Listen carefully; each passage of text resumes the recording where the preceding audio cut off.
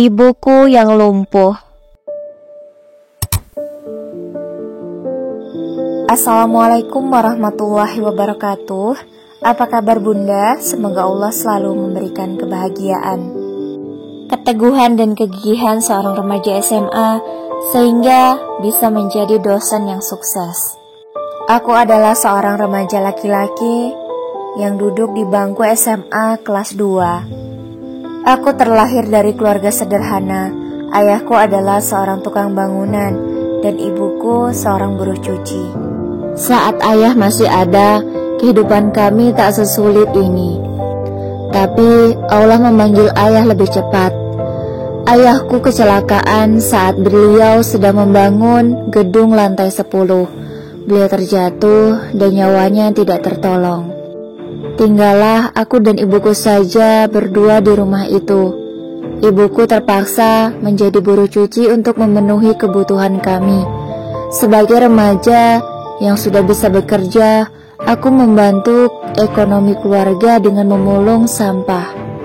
Aku memulung botol-botol dan gelas plastik yang bisa dijual untuk biaya aku sekolah. Ibuku dari hasil buruh cuci juga tidak banyak menghasilkan uang, hanya cukup untuk makan kami sehari-hari. Sedangkan untuk biaya sekolah, ibu biasanya harus mengutang pada tetangga. Aku tak tega, sehingga aku diam-diam mengambil sampah untuk aku jual. Ibuku sebenarnya melarang. Dia tidak rela jika aku harus menjadi pemulung. Tapi aku tak tega pada ibuku. Jadi aku diam-diam melakukannya. Namun kami diberi cobaan lagi. Ibuku kecelakaan. Dia tertabrak mobil saat akan mengantar cucian. Beliau harus lumpuh kaki dan tidak bisa berjalan lagi.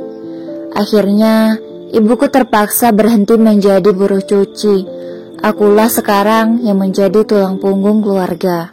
Karena dari hasil memulung tak cukup untuk kehidupan kami, aku berusaha mencari pekerjaan paruh waktu. Aku bisa sekolah dan juga bisa bekerja. Saat lewat di depan mebel, aku tak sengaja melihat kayu yang tergeletak.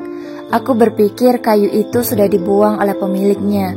Aku berniat ingin mengambil dan membuatkan papan roda untuk ibuku agar beliau bisa beraktivitas setiap hari tanpa harus menungguku pulang sekolah. Namun pemilik mebel itu marah padaku. Dia bilang kayu itu memang dibuang, tapi tak gratis untukku. Aku harus membayar sejumlah uang jika ingin memiliki kayu itu.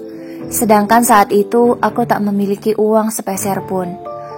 Aku menawarkan diri agar aku diberi pekerjaan supaya aku bisa membayar kayu itu.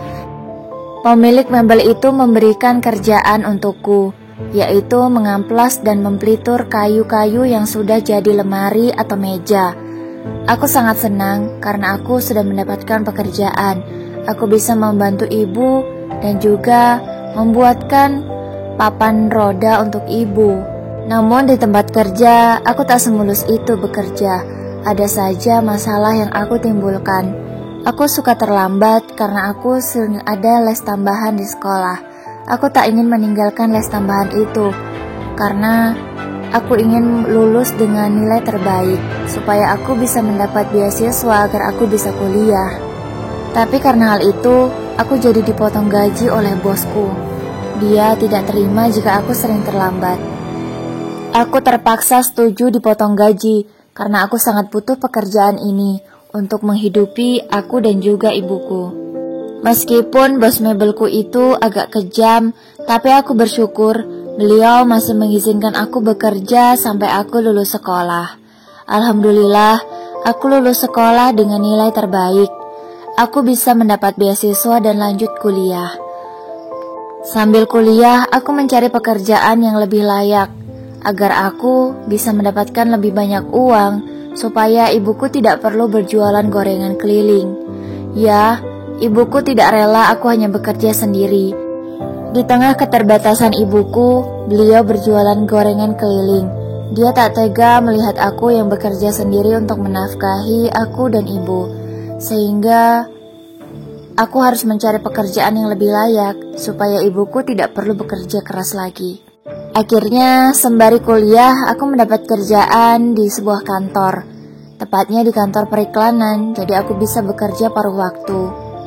Gajinya juga lumayan, cukup untuk aku dan ibuku. Tapi kehidupanku tak begitu mulus seperti cerita di film. Ada saja cobaan yang Allah berikan untuk menguji semangatku dan juga imanku. Aku pernah difitnah temanku. Dia mengambil hasil karyaku. Ya, iklan yang sudah aku buat dia curi dan mengakui kalau itu adalah kerja kerasnya. Aku hanya bisa bersabar dan mencoba menjelaskan pada atasanku. Untunglah atasanku lebih percaya padaku, sehingga semua masalah bisa aku atasi. Aku bekerja di perusahaan periklanan itu sampai aku lulus kuliah. Alhamdulillah, setelah 4 tahun berjuang, aku lulus dengan nilai terbaik. Aku salah satu mahasiswa lulusan terbaik di kampusku, sehingga aku diterima bekerja di sebuah perusahaan yang cukup ternama. Ekonomiku sudah semakin baik. Aku juga melanjutkan kuliah S2-ku, karena aku bercita-cita ingin menjadi dosen. Aku ingin memotivasi banyak orang supaya lebih semangat mencapai cita-citanya. Meskipun dari keluarga sederhana dan tidak memiliki banyak uang, aku ingin memotivasi mereka agar lebih semangat mencapai cita-cita, supaya bisa membahagiakan orang-orang yang disayangi. Akhirnya, setelah 2 tahun berjuang, aku sudah lulus S2. Aku termasuk salah satu lulusan terbaik. Alhamdulillah, aku diterima menjadi dosen di salah satu universitas ternama, yang memang universitas itu adalah keinginanku. Aku ingin sekali mengajar di sana, karena di sana tempatnya orang-orang yang cukup mampu dan punya uang untuk bisa kuliah di sana. Tapi juga banyak mahasiswa yang dari keluarga sederhana sepertiku. Aku ingin memotivasi mereka agar lebih semangat supaya bisa menggapai cita-cita, tak menjadikan keterbatasan biaya sebagai alasan untuk tidak sukses. Aku ingin banyak mahasiswa yang termotivasi dengan kehidupanku, supaya lebih banyak orang-orang cerdas yang bisa membangun Indonesia menjadi lebih baik. Demikian kisahku. Terima kasih yang sudah menonton. Semoga kalian selalu diberikan kesehatan. Jangan lupa subscribe ya. Wassalamualaikum warahmatullahi wabarakatuh.